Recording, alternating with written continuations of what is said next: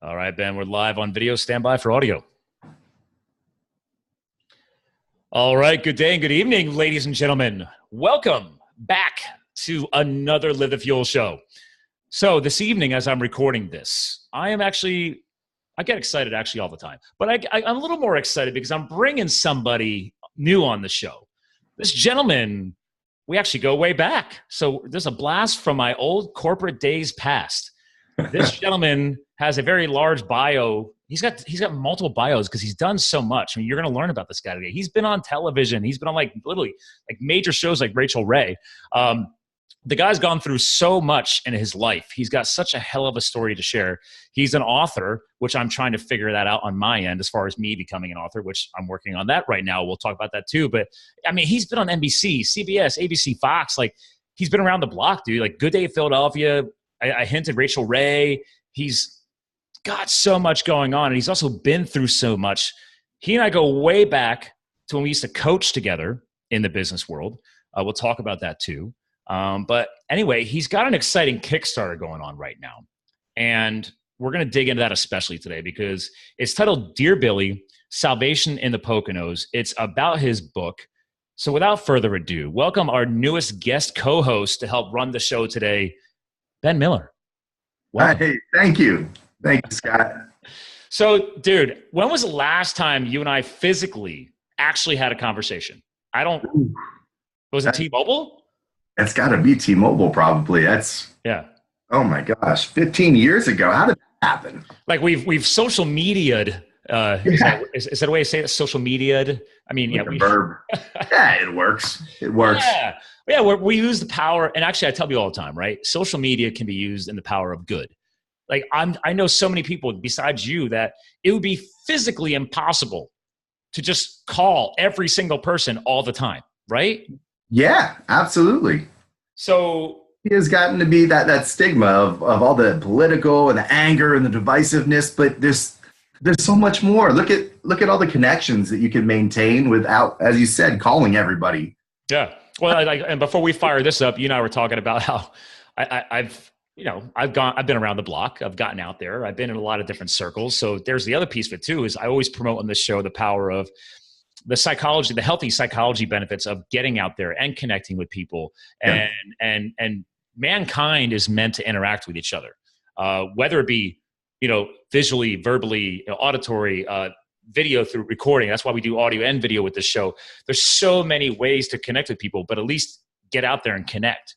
And I think that's one of the strengths you bring to the table, which is why I'm excited to bring you on the show today because of your commitment to being an author, right? So let's help our listeners kind of learn a little more about you because you're a multi-author. Yes. Yeah. So what's the timeline on that? How far long ago did you start the author? Because I know that. I just can't remember the dates. Well, I had always wanted to write, but my dad was a very practical man. He was an English teacher, and he's the one who kind of helped me with my writing. The first thing I had published was back in 1991 when I was still in high school. But wow. So yeah, with the practicality part of it, he said, you're not going to make money doing that. You have to get a job. And then I decided to go in the service, and I went in. I had a completely different life path originally planned. I was going to work in military intelligence, do my 20 years in the Navy, get out, work for one of the federal contractors, NSA, CIA, one of those, because, well, sounds like a good game plan. Well, frankly, they pay a lot of money. And when you're young, you don't really know much about the world, and you think you have everything figured out, but you don't. I said, I'm going to make money. I'm going to do all these cool things and have all this just awesome life. I had no idea that the awesome life for me was more simple: a wife, kids, happiness, peace. So anyway, back then, that's what I wanted to do. And I sort of pushed writing aside, and things went south in the military. As it turns out, my job, I worked in Naval Intelligence. I was a cryptology technician, technical, super redundant title, but that's what it was. And during the Bosnian War, my job was to observe and document some terrible things that I saw. Yeah.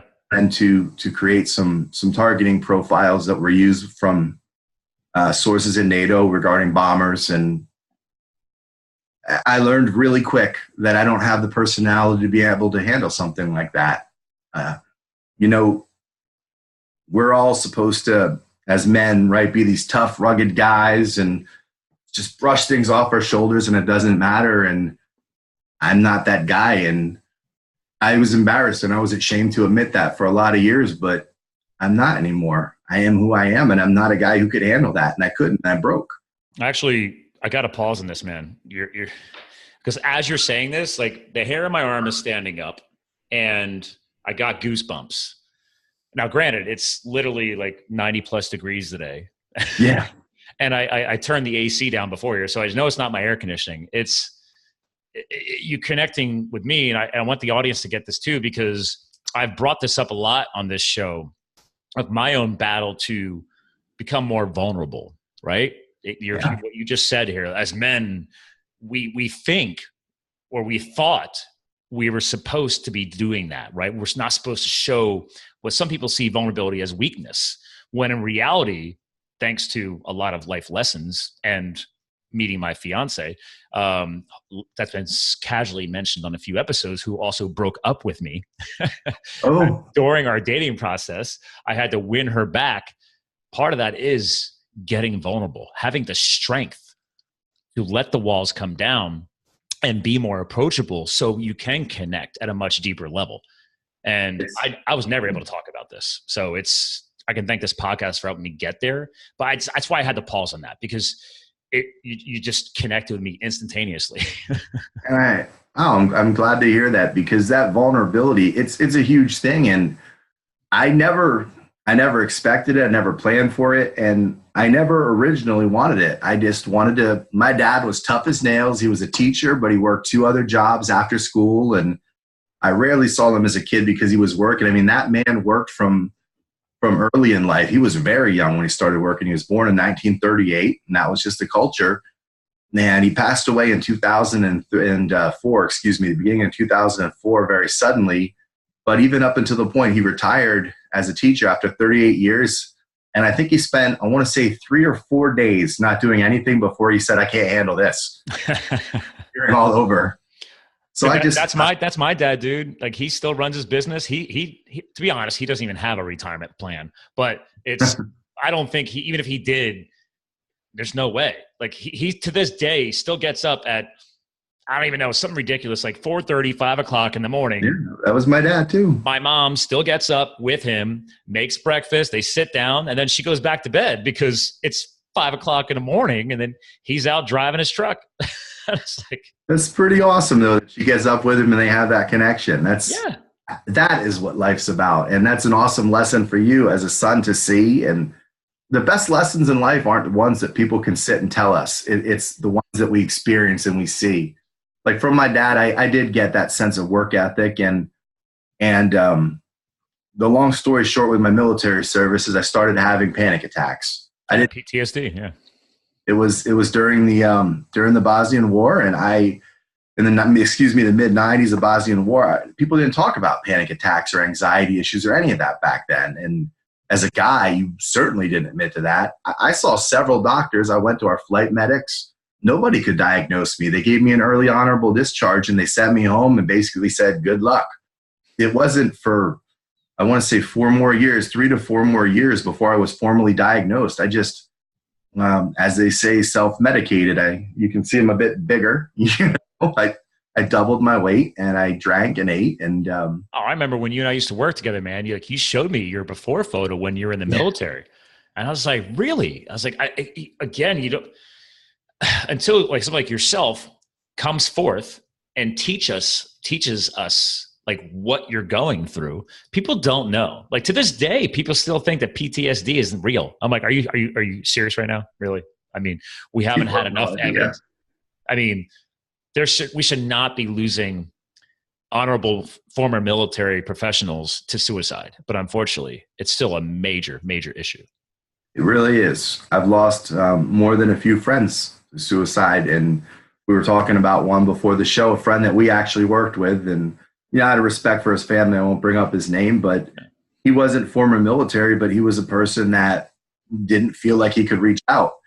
And I had friends in the service who were the same way. One of my good childhood friends ended up taking his own life in his parents' basement. People to this day don't exactly know why.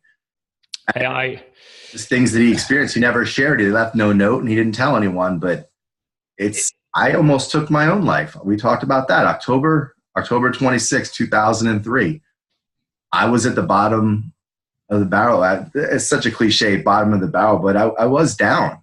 I was down. Well, you went through a career transition, your father. Yeah. I mean, those are just two variables alone without anything else going on or what you already had going on. Those are two huge life changes.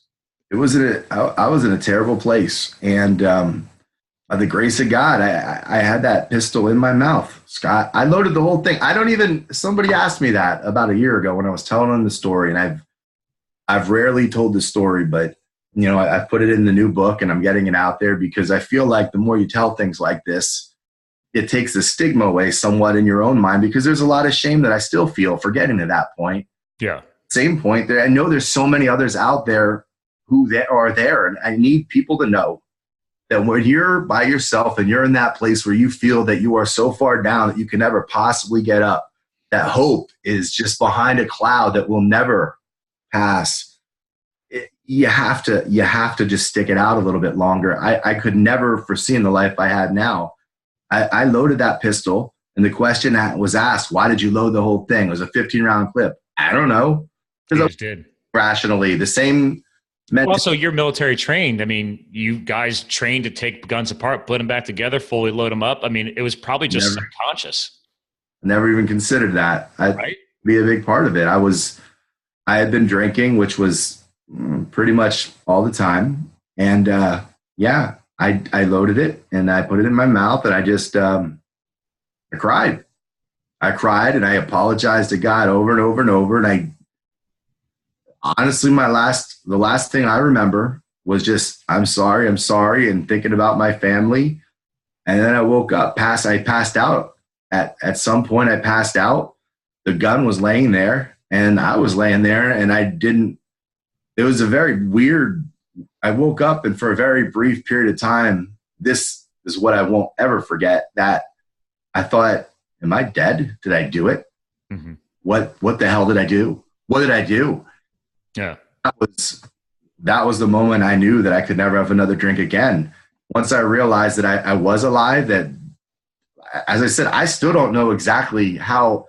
I mean, think of it. It was in my mouth. My finger was on the trigger. I could feel it scraped against my bottom teeth. The metal taste, I can taste it as I'm talking to you. Wow.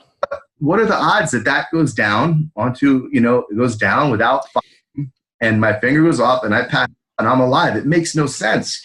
And here I am. I haven't talked about this much on the show, but what you're explaining right now, all you needed was a twitch, an accidental movement, and it could have been all over, right? I speak to that only because you and I, before we started the show, we're kind of joking around about my crazy, 2-year hotshot adventure. And one of the kids that I call them kids because they called me the old guy because I was 31, 32 when I did it. And oh my God, I'm 43, Scott. Well, I'll be 41 in next month. So you're not really? Alone. Yeah. Well, I feel even worse because you look about 10 years younger than that. It's lifestyle, brother. And I even have the salt and pepper scruff thrown in right now. So, but no, I mean, this weekend I had my Hot Shots 19 annual fundraising workout that I run just to create awareness around the fallen 19 that I knew, from Granite Mountain Hot Shots in Arizona, who died June 30th, 2013 when they were burned over. So I used their memory and the increased awareness around that to get back to local fire now, like here in this area, to the volunteer fire departments and stuff like that. So it's a small grassroots thing, but it's something. But I'm always reminded, and what you're telling me about right now is, so rookie year, I was given a side job title, besides being a rookie and digging in the dirt and doing what we do to fight wildfires. The superintendent's truck was like a command center, right? So the hotshot world, the guy, there's always somebody put in charge of the truck, and you're called the soup bitch. So you're the bitch for the superintendent's truck. Like, superintendent soup. Like soup bitch, not like the food. Took a second.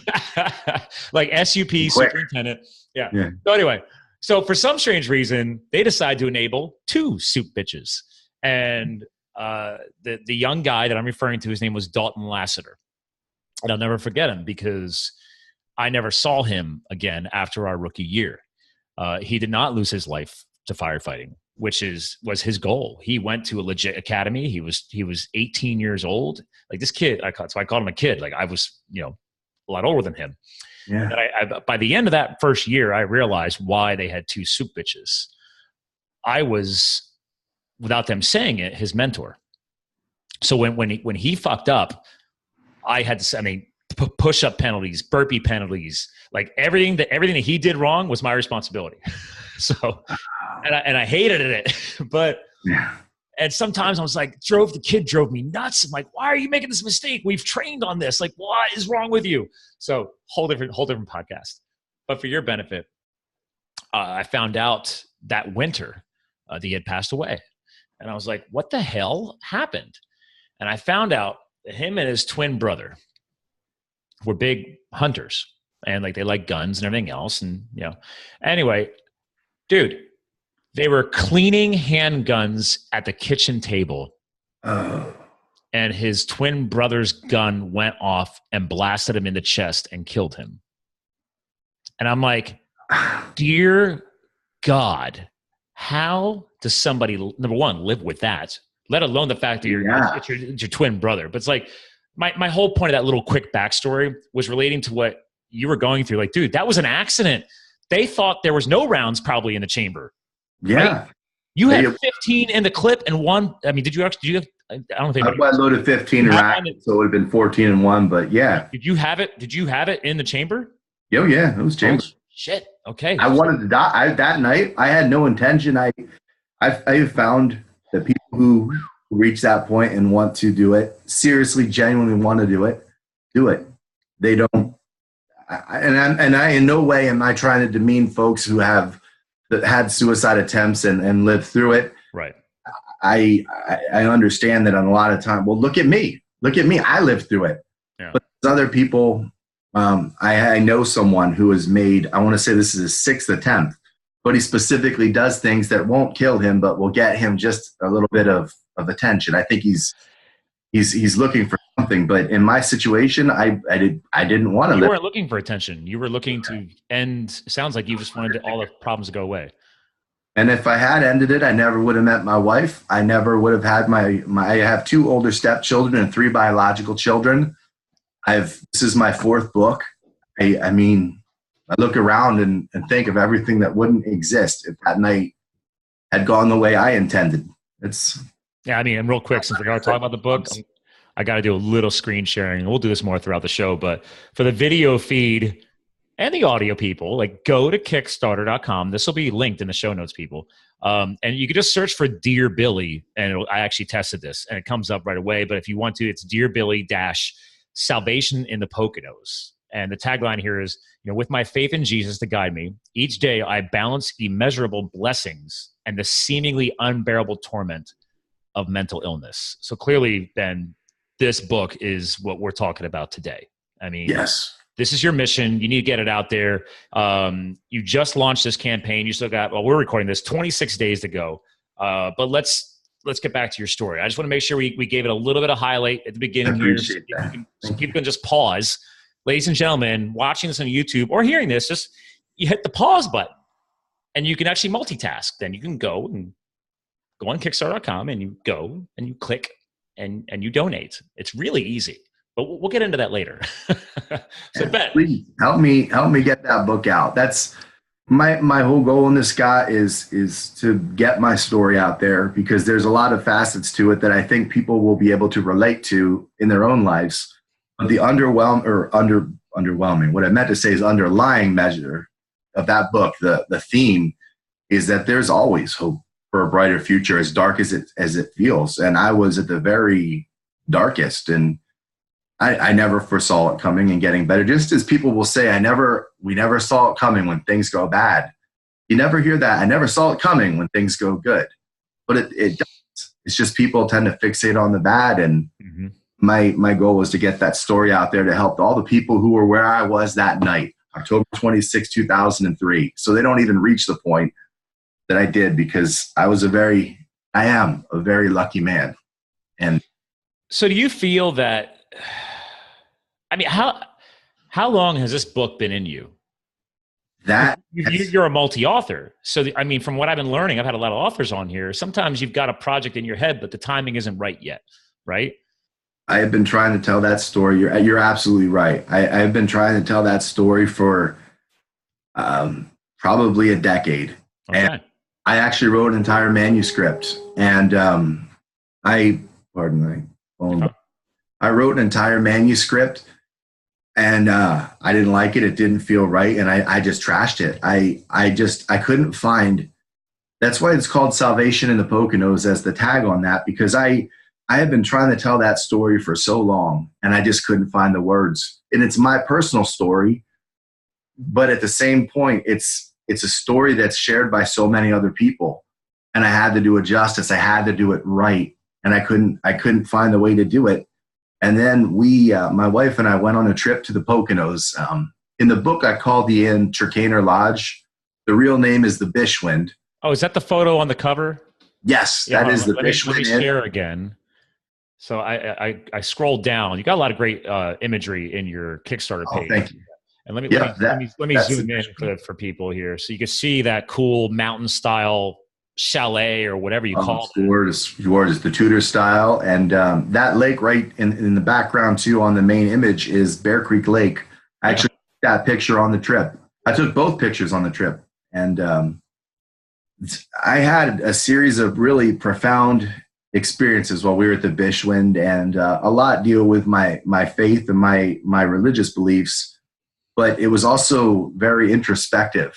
There were a lot of moments that, and I wrote about this, and people might think of it as a vehicle to tell my story, but it happened. What I wrote about in that book happened. There was one situation in that entire book, one situation in the current day, at the end, that I based off a true situation and true people, but I used the artistic license because it is an incredibly intense personal situation. And if I had told people, if I had said it in the actual way it happened, I would have given away somebody's very, very dark, not secret, but it's a privacy thing.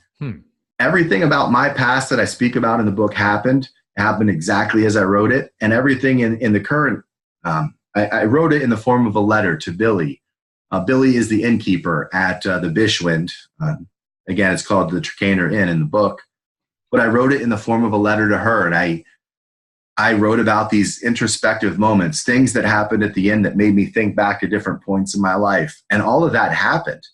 So I said, I just planned on it being a birthday trip for my wife. Her birthday was July 27th, and I was going to surprise her ahead of time with a trip to the Bishwind, because she's a freaking ninja, and she manages to figure out every gift before I give it to her. I'm going to get you before your birthday. They're crafty like that, man. You got to be really stealthy. And I thought, I'll take her away from the kids. I'll give her a chance, and I'll give her exactly what she wants. And this is going to sound stupid, but once you're married and if you have kids and move on to that stage, you will totally see what they want is peace. So I was like, go take a nap, you know? I have picked up on that. Like we don't want to have kids. Like we've already committed. Okay. We figured that out before I even put the ring on the finger. Like we did. I did the snippety snip surgery commitment. Did you? Before the ring? Yeah. Well, I don't mean necessarily good decision not to have kids. I love my kids. I mean good decision to have the conversation. No, yeah. My younger brother, he's very religious these days, and now he has brought a new niece into the world for me with his wife. So I was like, you know what? I've coached kids. I was a ski race coach for 11 years in the Poconos at Camelback. Awesome. I used to ski there. Oh yeah, dude. I was a race coach there in my free time. So I'm good with kids until they get annoying. And then I just give them back. They do. And that's what Kristen, my fiance, and I do. Like, hey, she's got a niece and nephew. I have a nephew that I just brought him a bike this weekend. He just moved in for his freshman year at Wilkes University. Full ride from the U.S. Air Force, the civil the CAP program, Civil Air.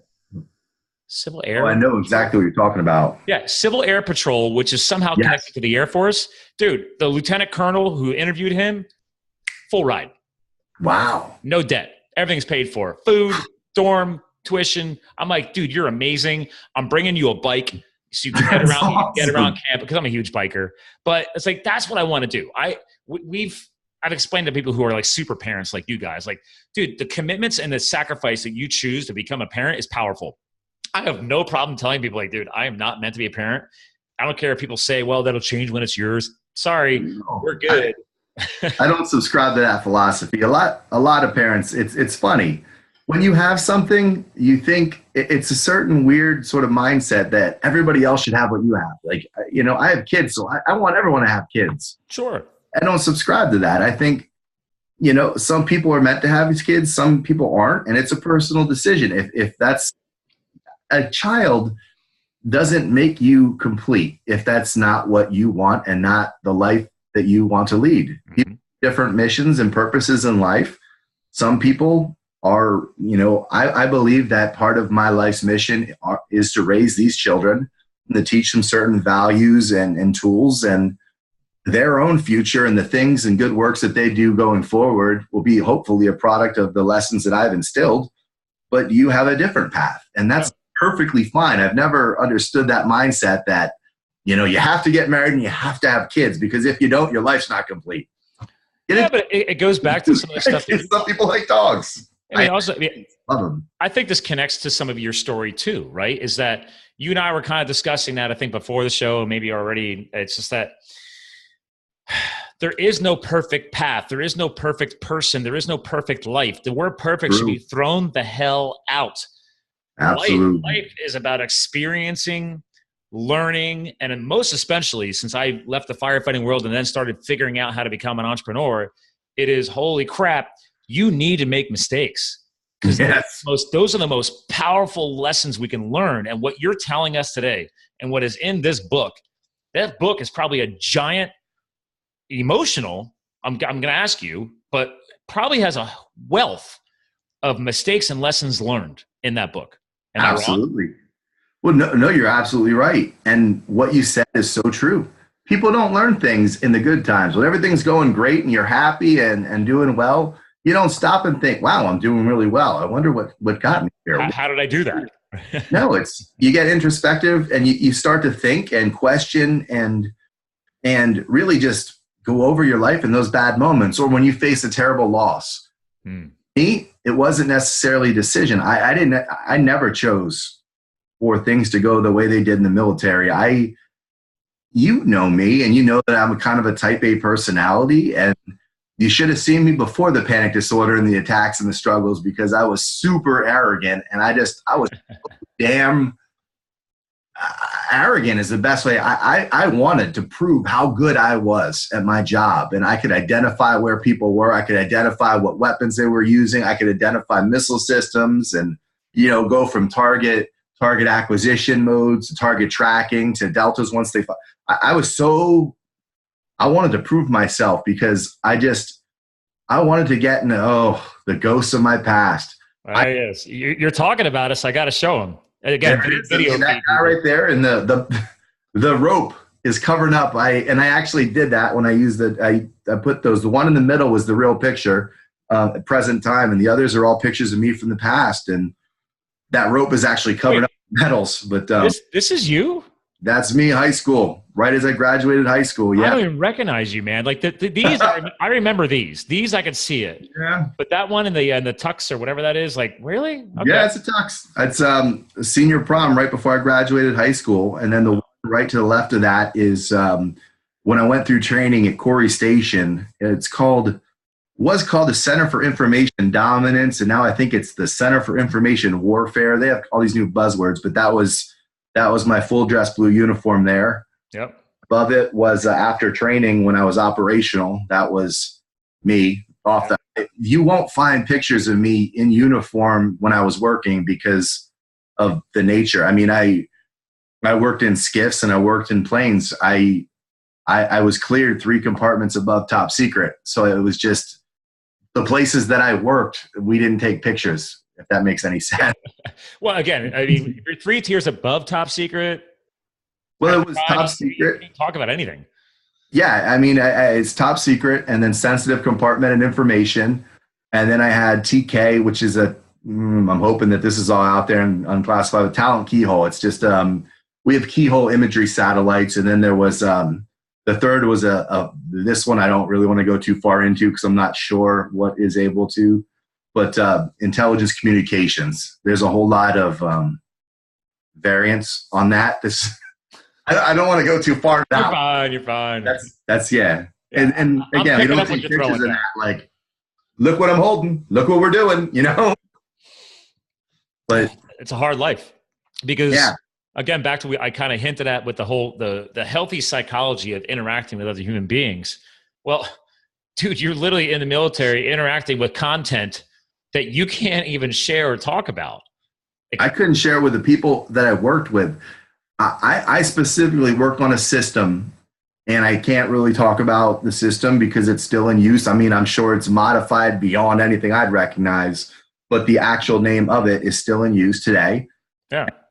They have what they call a classic version, this classic, and then a newer format. But at the time, it was brand new, and I worked on it. And there were 2 people that were road testing it, as they said at the time. And they pulled me right when I got to Rota, Spain. And they had me training before and after. When you go overseas in the military, at least in the Navy, they put you in something called First Lieutenant's Division for like a week or 2. Okay. And basically, it's just to get used to the squadron. Some people help out in the mailroom. Some people like sweep hallways. It's just a general light duty kind of thing to get you acclimated to the time difference and your surroundings. And for me, while I was in, they put me in the mailroom. And they asked if I was interested in being part of this program. And I was approached by our intelligence officer. They didn't give me a lot of details ahead of time. Just, are you interested in being a part of something new? And at the time, that was going to be my career. So I was like, yeah, absolutely. What a way to start. You know what I mean? Yeah. Learn this system, and my arrogance ended up being the downfall. I stayed in the mailroom for almost 6 months. And they kept coming up with new excuses why. It was kind of funny. It became a joke towards the end of the day, a running joke, like, why is Ben still down in the mailroom delivering mail when he's a CTT with all this training? And it's because I had been training in the mornings and after work, depending on the day, on this new system. And I got all trained and got up, used the system. And like I said, I was so freaking arrogant. I wanted to show everybody. I'm like, look what I can do. Yeah. Then I did it. And then people died and it fell apart because turns out I'm a big old P word. And but sometimes just to pause though on not the pussy factor, but like the concern of, or being a wuss or whatever people want to say, right? But before you said that, you were talking about the arrogant factor. Yeah. And I think as we grow and develop, this is good because part of our target audience is the millennial generation. Actually, I take it as our responsibility as Gen X, right? If you look at wisdom, some of the best, most inspirational people I've studied, they said, listen, what's the point of having the wisdom if you're not sharing it, right? So it's your responsibility. That the wisest people in our history, reason why they're seen as being wise is because they pass that knowledge on. And we're not necessarily reinventing everything. We're just like, as we learn things, and then that person takes that content and then spins it to fit what they know, and then vice versa, right? So that's what we're doing. We're just passing it on in a different way. And absolutely. But I just love the little arrogance piece because it's not what you went through, but you and I were coaches together at T-Mobile. Well, it's a bit arrogant there too. I apologize. Oh, well, if you probably don't remember this. So I think you were like me. Did we work our way up from the front lines of call? Like, yes. Yeah. That's right. So I started there answering phones in a call center. But I actually gotten hired with management experience, but they put us on the phone anyway and earn it. So because we were doing, we weren't even call coaches back then. I think you and I went, did you and I go to when we launched coaches, we went down to Nashville, Tennessee to get completely retrained. I was a supervisor. I was only actually there for about a month before they bumped me up to supervisor, but I was in the old building as supervisor, and then they changed our name like 3 times. We were supervisors, then we were, I can't remember what the middle one was, something bizarre, like a agent express supervisor, and then coach. Something ridiculous, yeah. I just basically meant a new name tag. Oh, and then they wanted us to wear the name tag. But when we built that, I think it was $12 million that they spent gutting and redoing that building, and we moved over to the airport, right? And then because we went from VoiceStream to T-Mobile, blah blah blah. Anyway, 0359011. I still remember my number. How sick is that? I've luckily learned a lot of things since then, and I can't remember that one. But anyway, but I don't know why it's there. It's, dude, before we and I met again, ladies and gentlemen, we're geeking out about, we go way back. Okay. You and I were talking about Info NXX. I still have area codes, NPAs, and then a lot of people don't know what a phone number, your phone number, you take a 10-digit phone number in here in the continental US. The first 3 digits is an NPA. The next 3 digits is an NXX. And the last 4 digits is an NNNN. People don't know this. Oh, I didn't know that. No. Oh, yeah. I'm a geek. So, but to this day, I could still hang pretty good with just calling out area codes. Like the first 2 area codes in Los Angeles were 213 and 310. Like I could just sometimes do that at a party, and people are like, what? You just know area codes? I'm like, that's how I started my career in the 90s. So anyway, the story was, I was an interim coach, and I kept getting passed over promotion because at the time I was overselling my abilities, and I was trying to show everybody that I could do this, and I got this. And I talked a big game. And in the end, and this came full circle when I became a firefighter, which was, dude, you can have the best pedigree, the best background, you can have all the education in the world, but in the end, your work will sell itself, and the respect of your team around you will sell itself. And I carried that into firefighting, and I had to, years later, I had to be smacked around again. Like I wasn't trying to move up. I was just trying to be a good hotshot. But when I started there, they told me ahead of time, like, listen, you got a great pedigree from the business world. FYI, that means jack shit to us. He's like, you're going to put your head down. You're going to take that tool. You're going to go dig in the dirt. There you go. He's like, if you want to be respected by the squad bosses, especially because you're older, outperform everybody else. We'll let you know when you're doing a good job. Makes sense. I mean, it really does, though. Popular. Yeah. It's okay. You're That's about a difficult adjustment to make. It is. And here's the best part. You don't know you're being arrogant, right? Like you're not trying to. I had no clue at the time. You're right. Right. Yeah. It's like until somebody. I was real proud. I'm like, look how good I am. Yeah, but also, how old were you then? When you were doing the intelligence? I was 19. 19, yeah. I think how ridiculous. I see 19-year-olds, 20-year-olds, and I think their judgment's terrible. Yeah.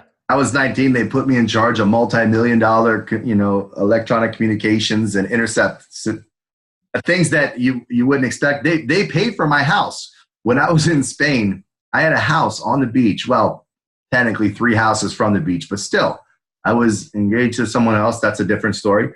But she had a house on the beach that the Navy paid for because we got this fantastic extra pay. Anybody that worked in the certain area that I worked in got extra pay. Yeah. I used it towards this house, which I was rarely at. But when I was, it was fantastic. And arrogant. I didn't realize it at the time. I was like, I'm on the way, man. I'm going to get where I'm going to go, and I'm going to get there. I think the lesson from that is that, you were 19. I was still making that mistake in the corporate space at like 25, 26, because, and I think this is a great lesson for the millennials right now, is that everybody wants to, again, I talk to a lot of millennials too. And I love the motivation. I love the excitement and the hustle. But there is still a percentage that expect a lot of things. So I want them to understand and hear this, that, dude, you're hearing 2 Gen Xers right now. And guess what? We did the same dumb shit. I like to say it wasn't Drew, but it is. You got to put the work in. And if life hadn't beat me around, Scott, I would have been in the mid-20s doing the same stuff. I would have probably if I hadn't experienced the attacks, it started as panic attacks, and then the PTSD symptoms kicked in, and I left it untreated because I didn't know what was wrong with me. And over time, it developed into generalized anxiety disorder, and this PTSD. Oh, agoraphobia. That was a real fun one when I had a hard time leaving the house. And Oh, wow. You actually got like bound in the house type of condition. I didn't know that. It's gone, and I still. There's no shame in it. Part of me is like, shut up, don't tell people this, but it's true. I have days that I can't leave my bedroom, and I can't tell you a logical reason why. Right now, I look out, there's a big bay window in my office, and I can see the street out there. To get up and walk out in the street, I would feel incredibly uncomfortable to the point that I would feel like I just need to come in. This is my doctor now. I have a fantastic doctor who has explained a lot of things to me, because I denied the PTSD for the longest time. The VA diagnosed me around 2000 or 2001 with PTSD, and I just said no. I wasn't a combat vet. I wasn't on the ground with a rifle fighting. I did intel. I was doing something else. But you were, instead of the physical beatdown, you were literally hardcore mental, psychological beatdown. It was all in my, the all in my head psychological shit. And I couldn't equate that with what these guys and now girls go through out on a battlefield. And I thought, who the hell am I to have PTSD when I haven't been where they are? Yeah. My doctor, the doctor now, his name is Dr. Youngelman. I used to see a VA psychologist, but they could fit me in, I think, once every 2 months. The guy almost never remembered my name. And so I basically had to tell him the story over and over again, and I just gave up. And now I pay out of pocket to see somebody every week, Dr. Youngelman. And I started seeing him in 2011, and he's the one who really kind of beat it into my head what PTSD is.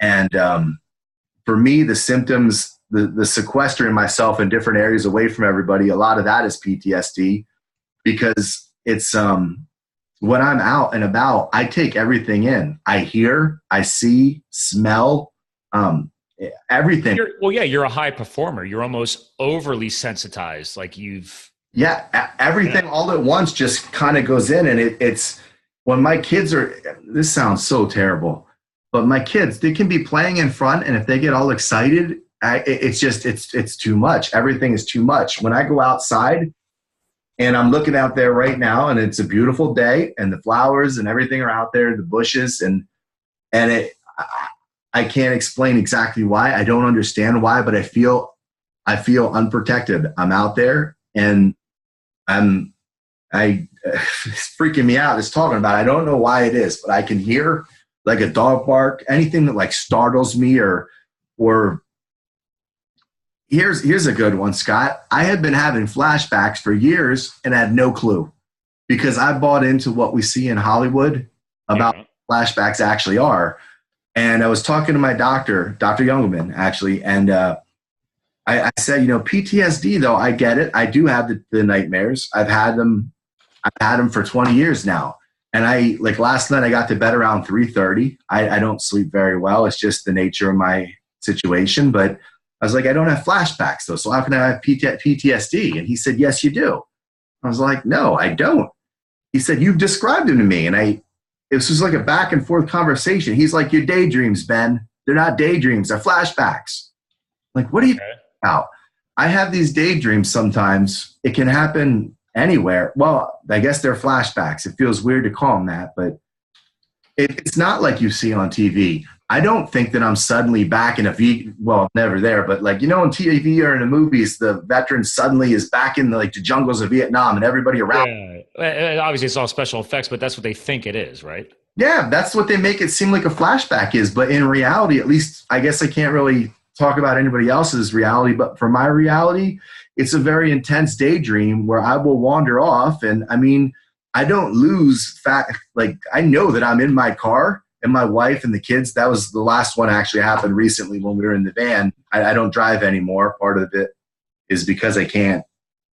Yeah, in case you react at the wrong time. Yeah. And anyway, I was looking out the window, and it happens. And I go back to a handful of very specific times. And they're very vivid. It's a daydream that it's like watching a movie in my head, and I can feel exactly what I felt at the moment. I can smell, for instance, in the Navy, there was a very specific moment in our skiff in Spain. And I remember the moment everything kind of came crashing down around me. And I remember everything about that, to the point that I remember there was a very floral, rosy kind of scent of the perfume on the female petty officer who was standing right next to me. She was saying, "Are you okay? Are you okay?" And I didn't know. I didn't know what I had read the sit rep. It talked about belligerent casualties. In the military, there's casualties on both sides. For us, belligerent was it's sort of a long cat. The Serbians basically were what we listed as belligerent in the NATO. Right. It's all to do with the NATO alliance. And anyway, the people that died were at locations that I had helped identify, and it all became very real to me. Wow. And everything just collapsed. That was, my life changed that day, and it's never been the same. And to this point, I sat, and I will sometimes sit in the car or sit somewhere else, and I'll go right back to that moment. And I mean, I know that I know where I am cognizantly. I know that I'm here. Mm-hmm. I kind of relive that it's like a daydream, but I feel like, even as I'm talking, I feel exactly what I felt then. I got to get the hell out of here. I got to get run. It's almost like, again, I'm not a brain surgeon by any stretch of the means, but it almost sounds like if there was a way to hard code something into your synapses, that's literally what happened. It was such a scarring process that it literally got hard coded into your psychology, into your synaptic pathways. I mean, that's what it feels like. I don't really understand the mechanics of it. And I've tried, and my doctor has tried to kind of go over things with me, but it just, that's how that experience the flashbacks. And that's not the only moment. That's the main one that I go back to a lot. But like my father's death, I go back to that one. That's another thing I learned, is that when you do have PTSD and your mind is open to certain, it's like a door. You open a door. Yeah. That door is open. People and things can come through it. Once you open that, or your mind, I should say, opens that PTSD door, other very stressful situations that may happen before or after it, they're all fair game. And I'll never forget the moment standing at the bottom of the steps when my dad had a heart attack in my family home, actually my old bedroom. Wow. He and my mom had been married for 46 years, I believe. And the long and short of it is he snored. So he slept in a separate bed towards the end of their marriage. They got along great, and it was a great marriage. Dude, that's my parents. Yeah? My parents haven't slept together in years because he had because he was overweight. I mean, he's became a type 2 diabetic. I've helped him a little bit when he chooses to listen. Helped him lose a little bit of weight. So his snoring isn't as bad, but it's probably been going on 15, 20 years. The dude just loves his recliner chair in the living room, dude. Like they love each other. They're not like overly outward people. They don't have tons of friends. They are a true partnership.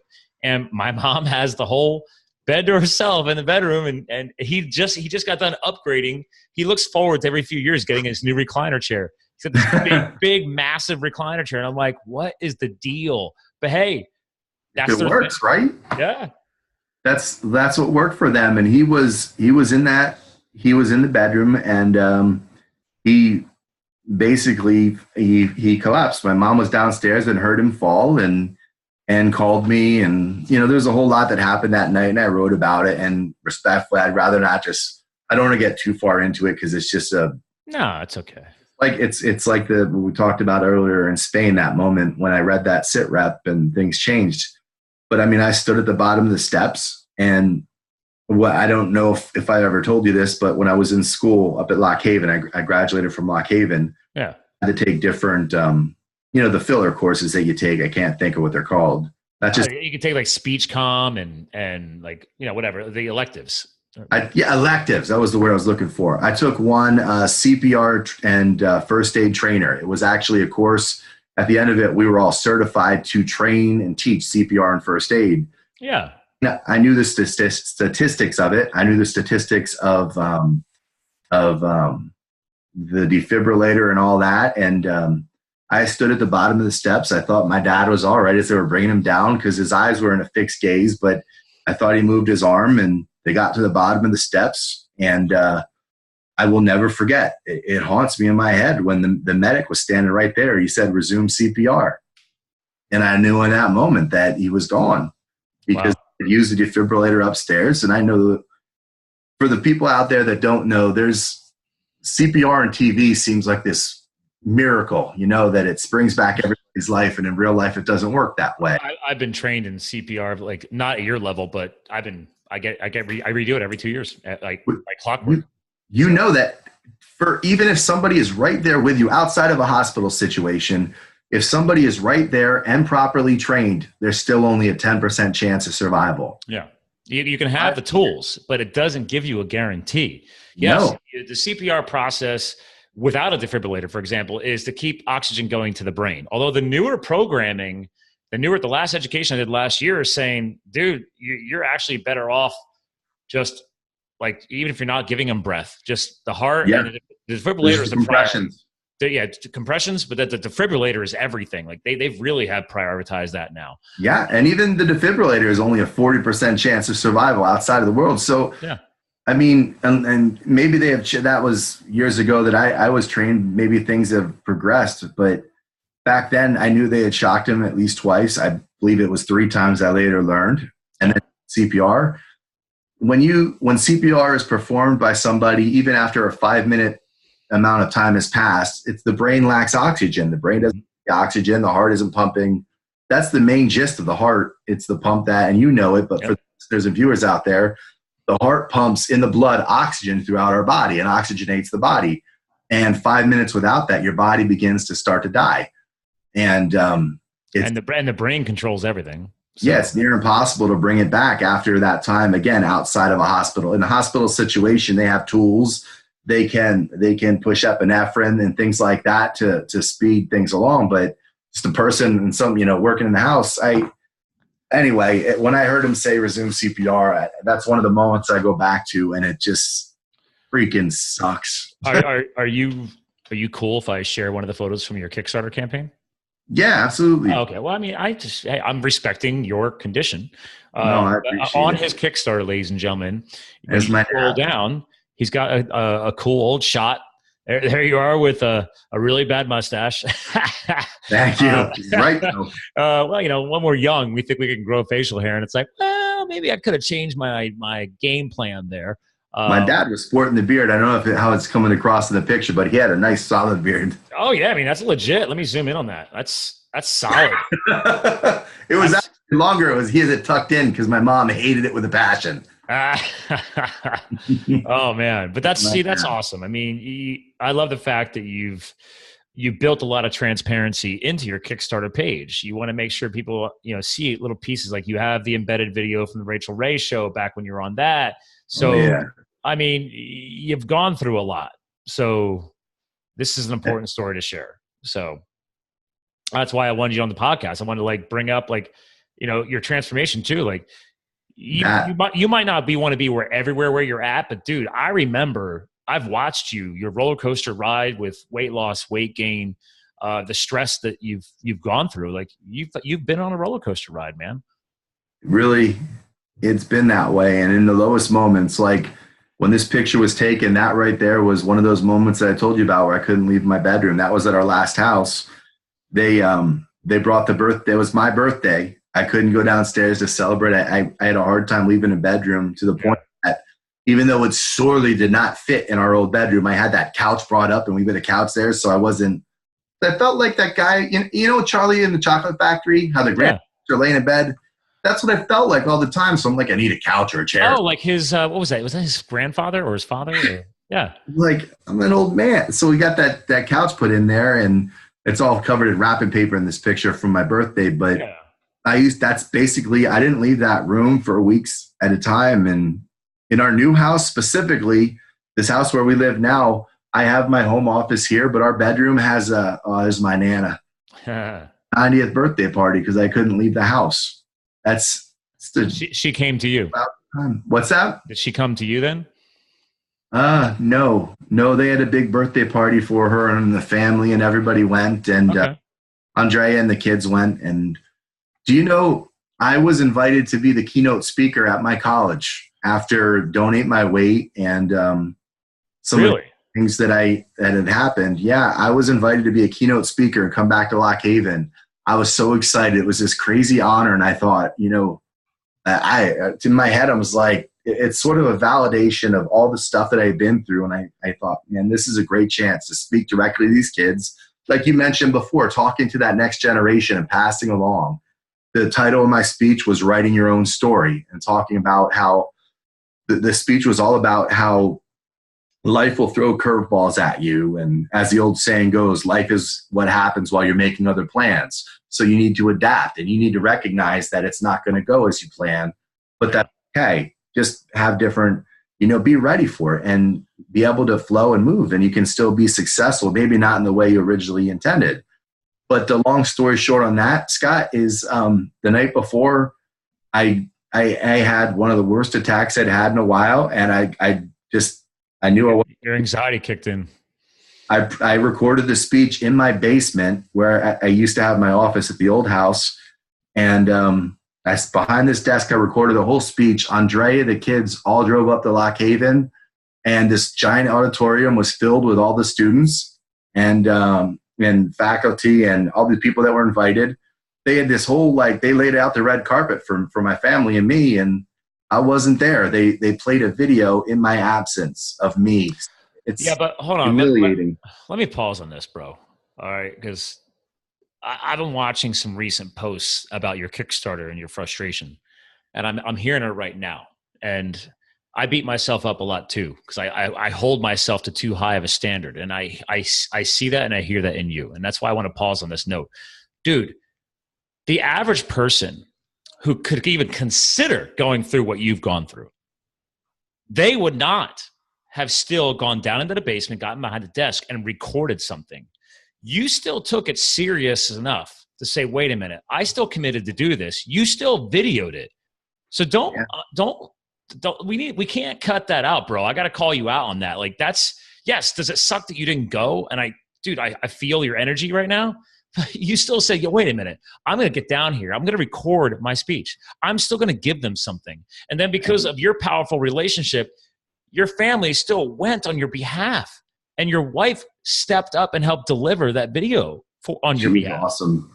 Dude, you got like a super relationship. What is up with that? I'm a very lucky man. I really am. And that's not even the only time. I've been the curator of 3 museum exhibits for the Mid-Atlantic Center for the Arts. Yeah. And I'm going to do my 4th. That's my wife there. And actually, that was taken at the Bishwind, in the book I call Turkaner Inn. Yeah.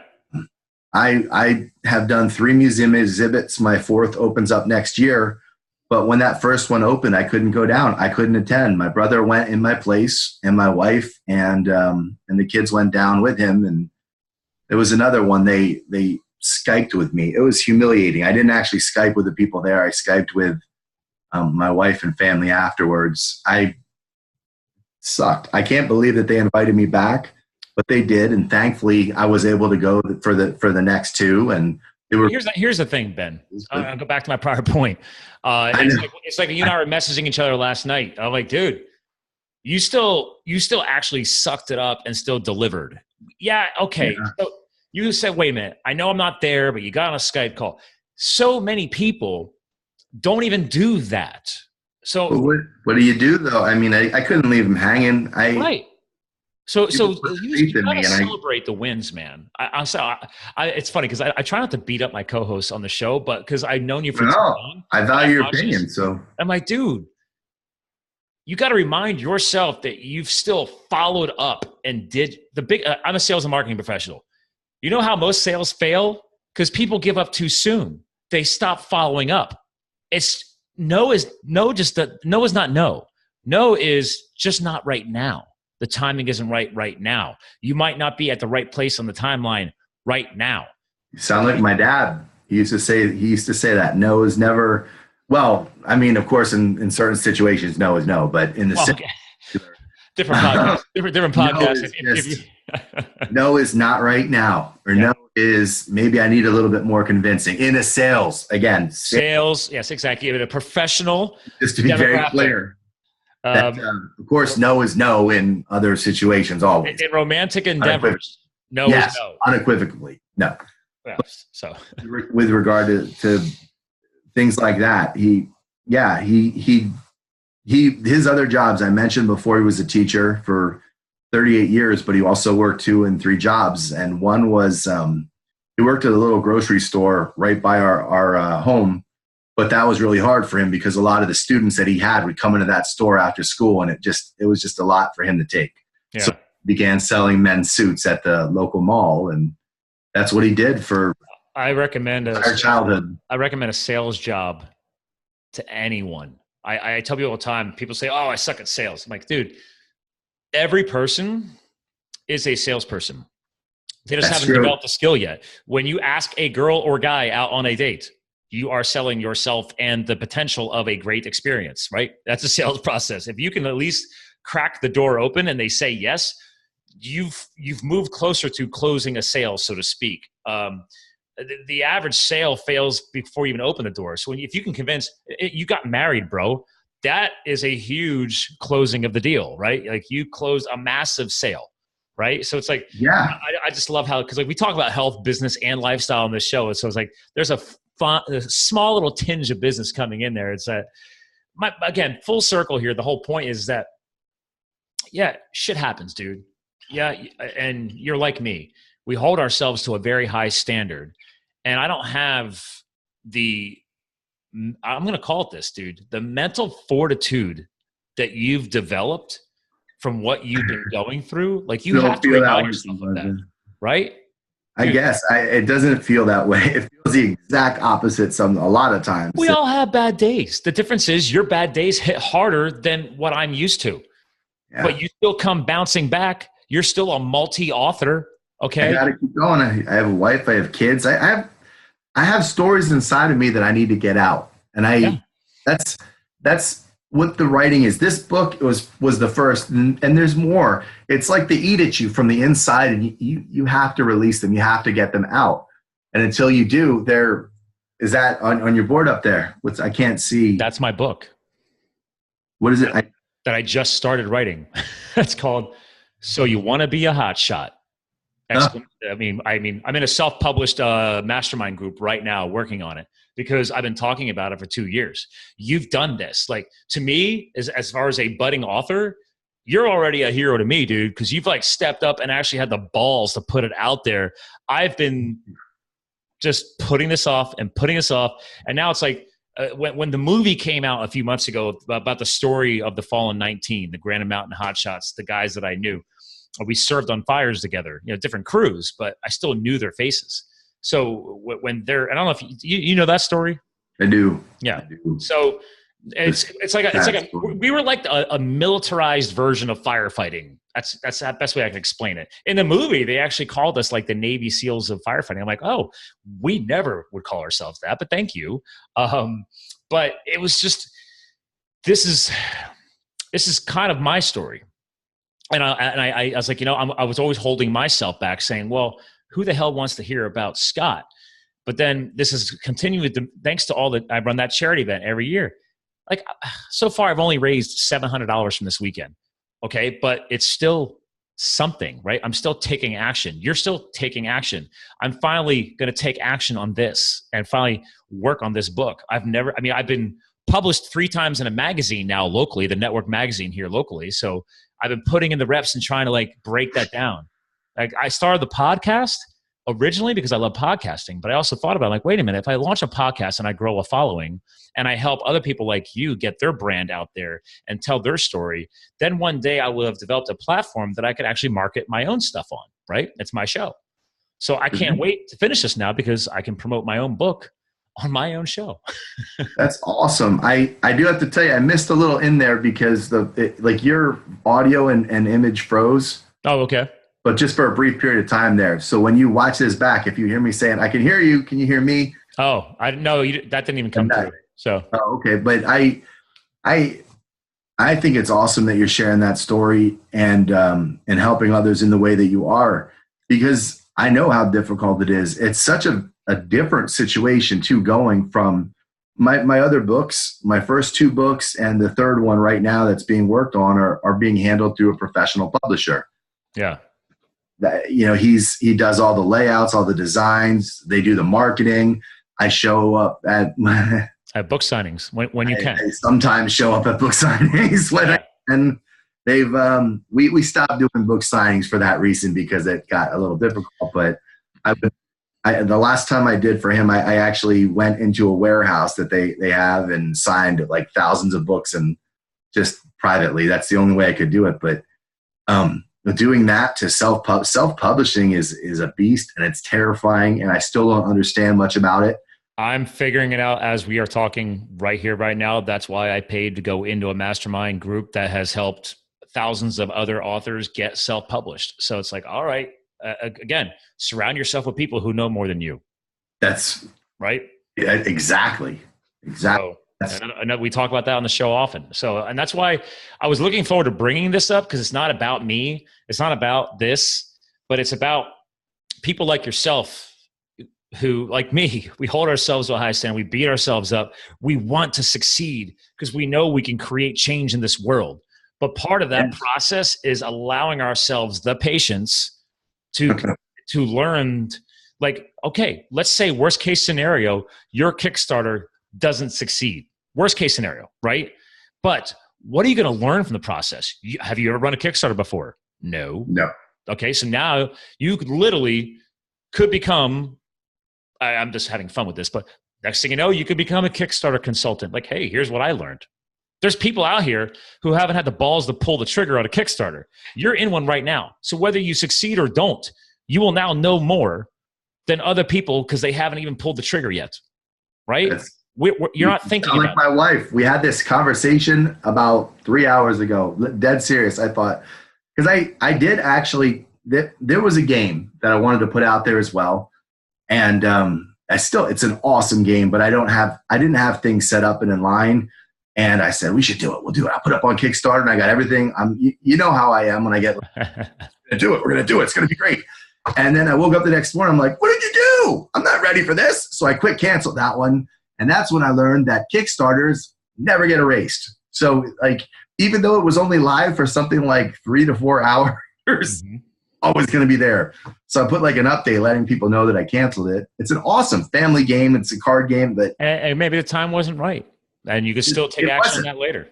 I think I would love to down the road, because it's something that we did. We played with our own family, and it was super fun. And it was just, I don't want to get too far down.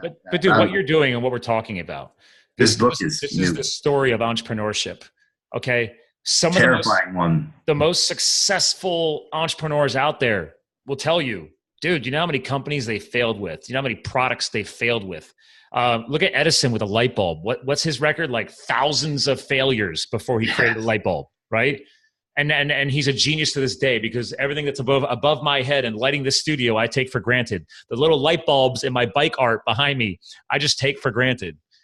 But that's the beauty of this, is that, dude, whether it succeeds or fails, something good's going to come out of this process. So my wife said the exact same thing, and it's hardwired in my head to just keep pushing ahead. You got to be successful. You got to do this. And if you're going to do something, this was my dad coming back here, and I feel like you've channeled my dad in a couple times throughout this interview. Hey, I'm not an overly religious dude, but I'm like, my dad will tell you this. He's gotten more religious as he's gotten older, and he's like, dude, Scott, he's like, from time to time, he's got to thank the powers that be, because you never know who's looking over your shoulder, right?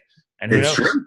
Maybe your dad is going through. I don't know. I don't know how that universe works, but hey, whatever. The point is, Scott, one of his favorite sayings was that whenever two people come together and have a conversation, a sale is born. It's a sale of ideas. Oftentimes, maybe it's a sale of merchandise or products. Maybe it's a sale of all different things, basically. But when people come together and talk, a sale is made. His philosophy on salesmanship, it's all about interpersonal relationships. and it's not necessarily a tangible good. And you basically almost said the exact same thing earlier today. And now what you're saying here is I swear I could be talking to my dad. I'm glad we're getting through.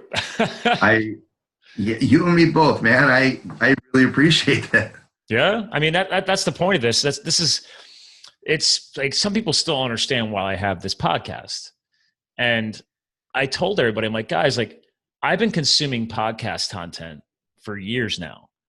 And then eventually you reach a point, whether you're a YouTube person, a Facebook Live person, a tweeter, a Instagram image poster, a author, a podcaster, whatever form of media you chose, if you are a higher level thinker like you and myself and other people, you eventually realize that, dude, I have a responsibility to put my brand out there. I don't need to make everybody happy. All I got to do is connect with the people that need my content. Like I don't care if I have 50,000 followers on Instagram. I enjoy the 2,500 or wherever the hell I have on my Live the Fuel Instagram, because I have people who actually message me back, like direct message. Like that's how I judge, like the DM people, right? But they take what you're saying as valuable. Your advice is valuable to them, and you're helping them. And that's to me, there's so many questions of what our purpose is in life and what we're here for. And everybody's got different answers, and especially the people that want to sell you their gimmicky ideas. But my personal belief is that we're here to kind of help each other and guide each other on this journey. I don't know exactly what this journey is about. I don't know. I mean, I have my ideas and my beliefs that are based in, some of my faith and religious beliefs, but I also believe some things that those in the church necessarily might not. But sure. At the end of the day, I think we're here to help each other. We're here to love and accept each other. And virtually every major religion has said that to love one another is the ultimate goal. Well, I mean, again, your book. Different ways to do that. Your book came from you, your story, your heart, your frustrations, your lessons learned, the love you've acquired over the years from your family, your friends, your wife who goes to your old university and delivers your speech for you while you were working through your, we'll call them issues, awesome. Pardon the term, your transition, whatever. No, it's like, issues is what I use. Right? Actually, I was a bit more profane at the time when I talked to her privately, but crazy. Yeah. The point is this. I talk about taking action on this show all the time because I've had my mentors and my coaches drill it into my head, right? Like, listen, I could sit here and just talk a big game, or I could take action, right? The book was always here. Eventually I got to the point where I was like, dude, I have to start. Even if it's only a paragraph a day right now, I don't care. It's like, I have to start building the reps and building the momentum. In your case, the stuff you've accomplished up to today, you never would have fathomed back when all this stuff started really kicking in your life, right? Think about it. Absolutely. So you might not have everything that you want right now, or a cure, if we're going to call it a cure, right? But it's like, but look at how much better you are at bouncing back and still taking action when things feel right. I think that's something important that I just got out of today. I'm like, dude, you can keep beating yourself up all you want, but I'm like, dude, look what you've done. Like you've actually completed multiple freaking books, dude. The difference is here's how I look at people. Mental fortitude. Here we go, guys. Ladies and gentlemen, here's the bomb dropper for you. Mental fortitude is developed through failure. And it's not about the failure. It's how you bounce back. And in Ben's situation here, dude, you have a mental, we'll call it condition or whatever, but you have these things that you unfortunately can't kick. But compared to where you were years ago to where you're at today, you have developed the mental fortitude that somebody who listens to this podcast or buys your book and maybe living through some of the same conditions that you're living through. And they're now going to see you as a mentor and be like, dude, he still has that shit, but look what he's done. He has learned how to bounce back and still take action. That's wow. I never really thought of it like that. And the irony is I tell people to do what you just said. I explained that my conditions aren't cured, that and you see books and people that offer these quick fix cures. I suffer with panic attacks and I beat them, and let me tell you how I beat them so you can beat them too. You can beat all these mental conditions. You don't need medicine. They're trying to screw you. They're trying to take your money. The key is something that it took me a long time to figure out. It's not beating everything. It's not making yourself perfectly better. It's learning to live within the confines of your life and your conditions, and finding some way to be productive and to make your life mean something. Despite everything you're going through, despite everything you've suffered through, to have a purpose. And for me, I want to help people. I want to use my story to help people who are going through the same thing. I want to make our life better for my family. I mean, part of that is helping myself, because as I help myself and I get a little bit more comfortable doing things and I can open up a little bit more, I can be a better dad. I can be a better husband. I can be more accessible instead of hiding in my bedroom. And dude, I got to share something with you. Awesome. As a former military man, I've had a lot of former military on here, and I don't know how much TV you've watched over the years, but have you ever heard of Noah Galloway? I haven't, and I've watched a lot of TV over the years, but what show though? Okay. You ever watch Dancing with the Stars with your wife? I haven't. Okay. One show we always meant to, and this dude is a double amputee. Okay. Really? Whole left side of his body was blown off. Okay. Here, hold on. Because I had him on the show. See, there's a good example of somebody who has earned the right to have PTSD, if that makes any bizarre sense. There he is. That man has been through hell, and he's back. This is Noah Galloway back on. Dude, I aired him 2 years ago next month. September. He was episode 7. So he wrote a book. The book is called Living with No Excuses. So he's been on the Ellen show. He became famous or well known because he was running like Tough Mudders. But are you serious? Oh yeah, dude, as a double amputee. I'm not kidding. So this dude right here is his book. Right here. Living with No Excuses. Purchasing that when we get done with this. I'm going on Amazon because that's. I will tell you right now, bro, like I'm getting chills, goosebumps, and hair standing up talking about this guy because his story is so powerful. Because in the book, he still tells you, and by the way, it's on Audible. I've listened to the book probably once or twice a year. Because I travel so much, I'll bring that book back up and I listen to the story again. That's why I love Audible. If you would please message me after we're done with the name of the book. Oh, hell yeah. So, proud father, retired Army surgeon, star of Dancing with the Stars, and he was on that new show, American Grit, that aired last year as well. But his tagline for this book is The Remarkable Rebirth of an American Soldier, because he tells you in this book, dude, I'm still not, air quotes, perfect. The guy's been married and divorced multiple times. He's got kids. He's had, in his story, he's had alcohol issues, all kinds of problems, But through his growth of his brand, he's now taken on the social responsibility to realize that he's embodying something bigger than just him and his backstory now. Like, thanks to his fame and his exposure and him writing the book and being on TV, like, dude, people follow him. They need his guidance as well. So it's a powerful. Sounds like a very impressive dude. And there is no perfect. Nobody's perfect. It's funny. Celebrities in Hollywood and the military sometimes are put out as these paragons of virtue and perfection, and they're not. Nobody is. There is no such thing as perfection. Hiding it than others. Think about it this way. Actually, I had a great mentor tell me this. He said, "How boring would life be and this world be if perfection was true?" And I was like, holy shit. Like, you just blew my freaking mind. I was like, so now I have to I try and catch myself now. Whenever I get hard on myself and I talk to my fiance and I'm like, I'm sorry, I'm not perfect. And I was like, I catch myself because I'm like, wait a minute. That's me. That's my own mental shit from being a high performer. Like, stop. There's no such thing as perfection. Stop it. Because my coach was like, dude, how boring would that be? Like, okay, great. What if you achieved everything you ever wanted and the world's perfect, wars end, and there's butterflies in, I don't know.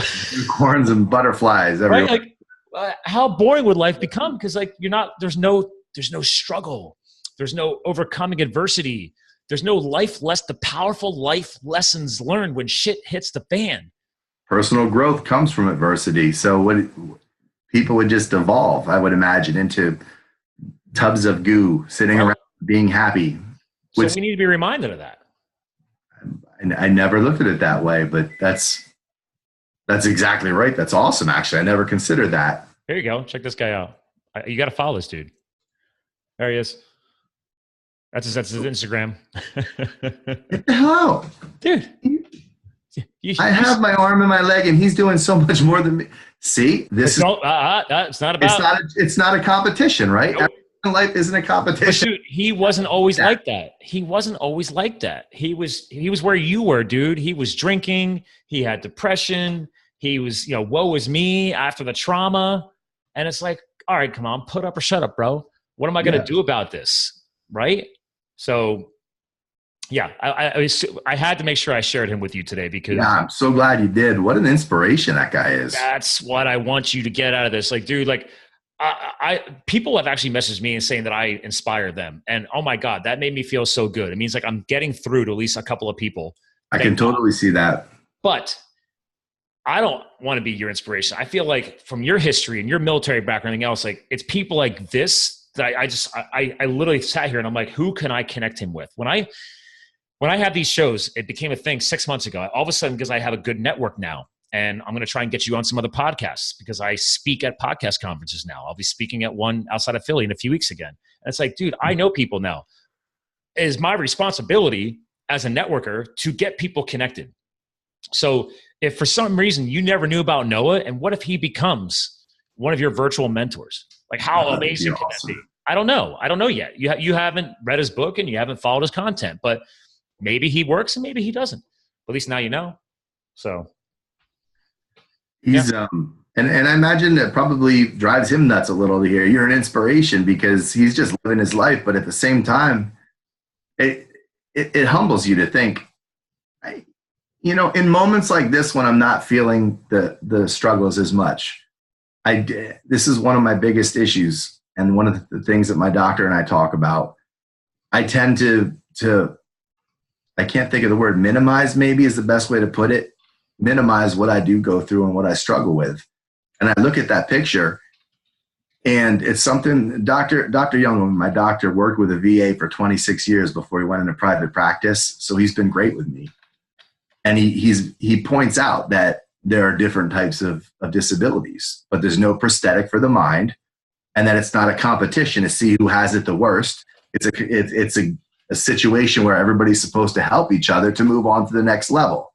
That we're not competing to see who's in last place or who's in first place. Everybody, if you're struggling or hurting, you're part of something.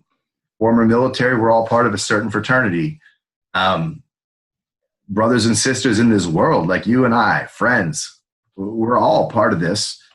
And it should never be the competition and I'm just as guilty as anybody else, that we all make it. We need to work with each other and help each other. And that's a big part of what this book is about. It's not just telling my story, because at the end of the day, who am I? I'm just Ben Miller, I'm just some guy. But it's what the story represents of my experiences. I think people can relate to that. I think that people, whether they were or weren't in the military, struggle. People have panic disorder and depression and PTSD. PTSD can come from all different kinds of sources. And that's the biggest thing that I appreciate about your story is you're bringing more awareness to it. And there's already a lot of other people, and I'm literally looking up people now because I'm going to be sending you links, because I'm like, I have another guy. I don't know if he turned the podcast on yet, but he has an organization he started called, he actually gave me stickers, and I don't have the stickers. I can't find them. SRVD. I got the servicemen, responders, veterans, and dependents, right? The families who are connected. Oh, yeah. Like, so he's launching a podcast for you. Right. But he also said, but he gave me stickers because he's like, dude, he's like, Scott, he's like, you are a part of this. I'm like, why? He's like, you serve the public as a firefighter. I was like, yeah, but you guys are all military. He's like, no, it doesn't. No. He's like, that's not the point. You're part of that. Yeah. So, and he's actually redefining the S and dual purposing the S now. It's not just service persons, or, he also wants it for supporters, because there's passionate people who may have never served, but they got your back, they got my back.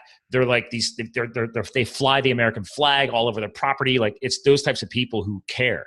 And he wants to create a brand around that so people know that, dude, we're all in that together. And there is a huge support system. So I love that. Yeah, I figured you would. And I'll tell you something else. I mean, you didn't serve, but you served in something that I never could have done, if you think of it that way. I mean, the military is one thing, and everybody in the military has their job, but look at what you've done. We talked before about standing in front of that giant wall of fire. Scott, when you told me about that, the hair on the back of my neck kind of, I thought, oh, no way. In my head, I could envision the whole thing, and I don't know how you did it. And you've lost friends. You wore a different uniform, but you served this country and you served the people in this country in a different way. And it is no less important. And that's a good point. I'll take your own fraternity. Yeah. I mean, the fire community, the police community, there is every component does have their own fraternity or sorority, what do you want to call it, male and female. That's a good point, right? Is that, and I think that's a great reminder here, is that people hearing this who are former military or service personnel, police, fire, or again, just supporters, to take a page out of the SRVD people. It's like, guys, like, there are communities, there are support systems out there.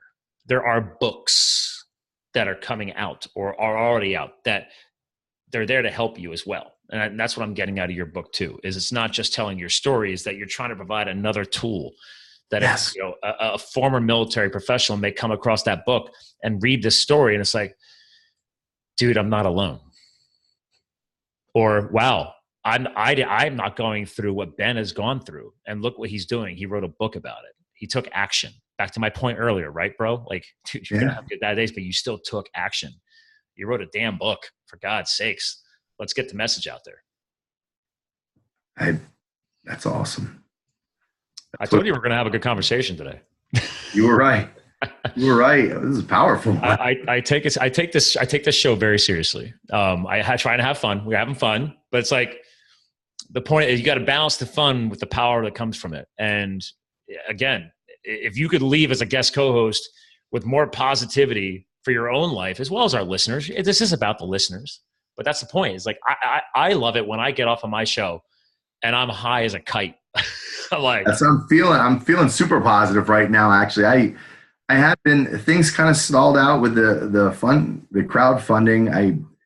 It's something brand new for me, and there is a certain patience that you need. I have reached out to virtually everyone I could think of as far as spreading word of the campaign, and a lot of it is waiting. Like, I spoke with a gentleman last night, and I don't want to mention who he is, but he's somebody that could help in a big way, and he asked to see the book ahead of time. Just he wanted to make sure that what he was not endorsing, but promoting and sharing with his name. It's legit. Something was back. Yeah, he could stand behind that. There was nothing hidden in there that might come back and, bite him in the ass. And I totally get that. So I sent him a copy, but like my wife said earlier tonight, she said, he didn't just read it instantaneously, Ben. You have to give the man time and have to wait, and you have to let things work. But there's a certain order and plan to things. And like we mentioned earlier, patience is such a huge thing. And as they say, patience is a virtue, but I haven't. I was going to say I don't have that virtue, but I haven't yet mastered that virtue. That's one of my personal goals. Again, just like everything else, it's just like going to the gym. I've been using this tagline for a little while, is, as we mentioned earlier in the show, is it's about putting in the reps, dude. Like, that's the only way this gets easier or gets more smooth, is that you have to hit the speed bumps, the stumbling blocks, the walls, mentally and physically sometimes. That's why, like, I started enjoying, like, I never did an OCR race, like Spartan races and Tough Mudders, until after firefighting. Like, it amplified my adrenaline junkie. Like, I am a self-proclaimed adrenaline junkie, skydiving and everything else, because of this, because of the fire. That's why fire is in my brand. It's in my logo. Like, it was only 2 years of my life, but it was I said then it was a transformative experience. But now fast forward, it's still transforming me. I just have to take that deep breath and slow down enough to recognize it and appreciate the process. Because especially here in North America, man, made in the USA, we're pretty impatient people. That's true. We want everything now, man. Want it now. And Amazon did not help, okay? Amazon No. Prime is amazing and did not help the process. If it does not come in 2 days, I'm all kinds of angry. This is unacceptable. 2 days ago. I need my toilet paper now. Yes.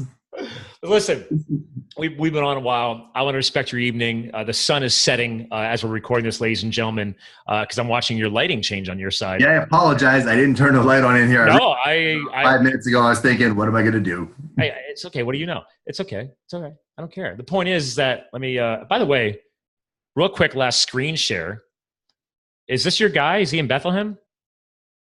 Yeah, that's him. That's Dr. Youngelman. I recommend that man enough. Well, that's why I wanted to share that, right? I'm so glad that you did. He has helped me in ways that I can't even begin to explain. Yeah, so he's a clinical psychologist. So and Yes. that's an important clarification. Not all psychiatry is clinically focused, okay?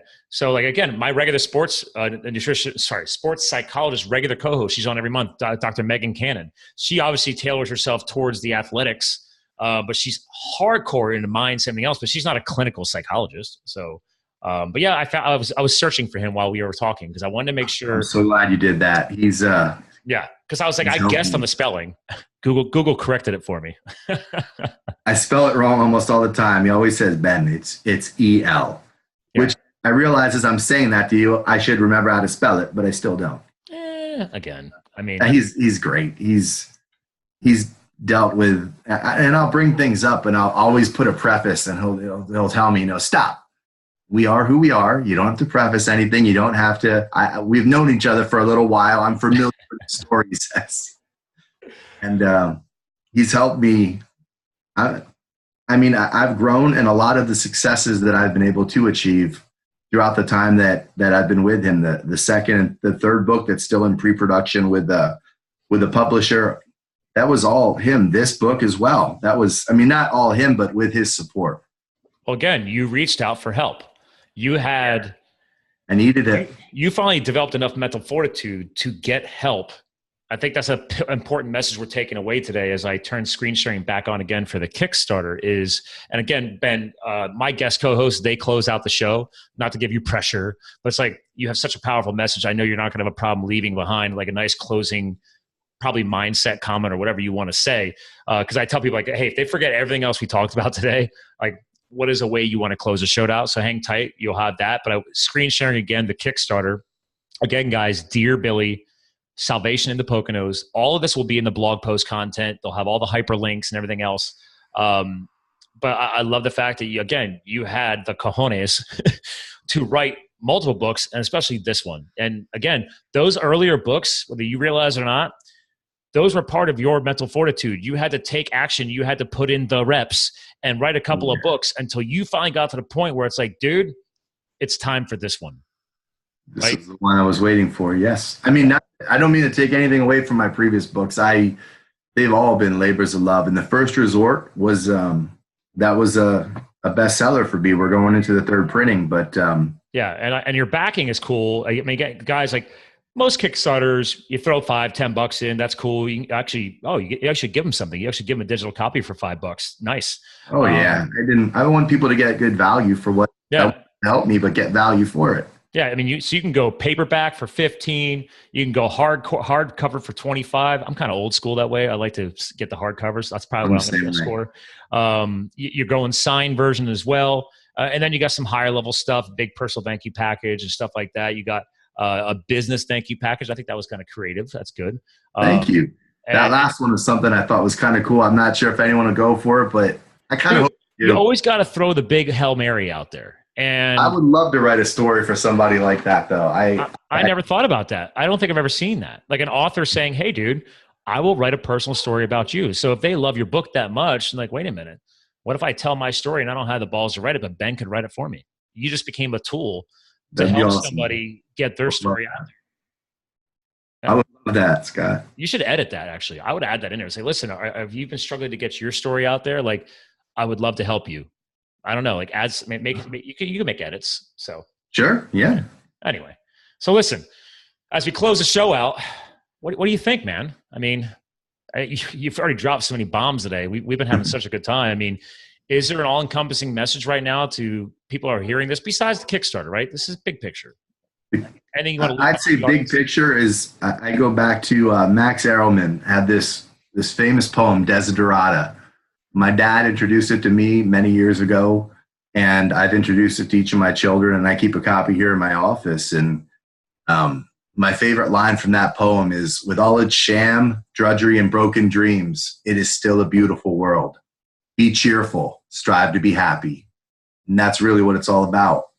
And I hope I didn't just reverse those two last lines, but I mean, those were the lines, and it is a beautiful world, and you need to be cheerful, and you need to strive to be happy.